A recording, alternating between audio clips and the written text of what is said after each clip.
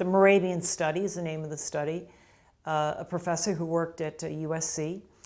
And he did a lot of research, and he worked with audiences, and he had someone stand up and speak to the audience, and he asked the audience, had them walk off the stage, what part of the person's presentation was the most impactful? Words, tone, or body language? And how the numbers fall out is 55% body language, which, by the way, includes gestures, facial expressions, your posture, and your clothing. Right. Tone, which is intonation and loudness or softness of the tone, and then the actual words. And it's not to negate words. So body language 55%, tone is 38, and words 7. It's not to negate words. But if I say to you, I'm really pleased to be here.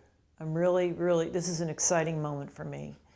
The tone is incongruent with my message, so you're going to think, not so sure. Or let's say I say, hey, and I'm your manager. Okay, we have to have layoffs, so we're going to lay off. Let's just divide the room in half. You still have your jobs, you don't. Of course, I have mine, and you know where I am. If you have questions, I'm down the hallway.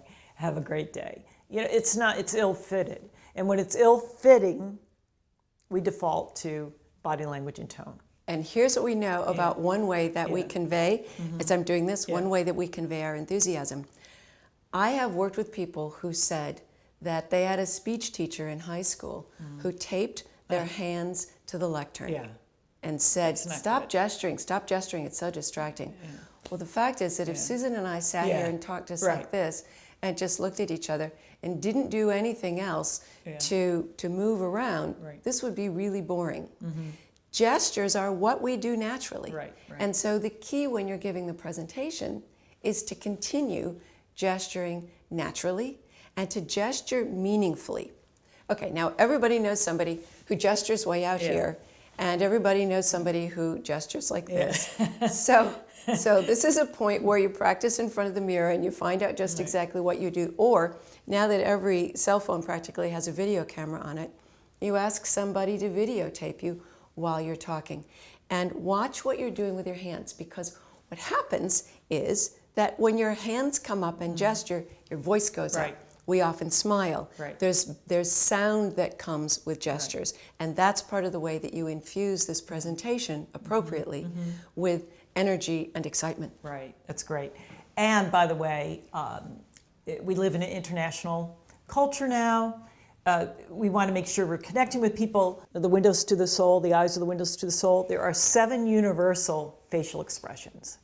So if you say something like, boy, I was really curious. So Susan was talking the other day, and she said something to me, and I thought, what does that mean? I mean, even that facial expression, that puzzlement. Yeah, puzzlement.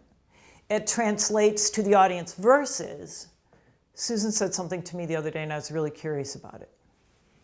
So people are reading your emotions, and they're getting a sense of what you're talking about, even if you were speaking a foreign language, a language that they didn't understand, and you were still gesturing, and you were still having facial expressions. That's right. So if we were watching Korean television right now, we turn the volume down. I don't speak Korean. I don't know. Do you? No, I don't. No. Okay. You speak other languages. I know.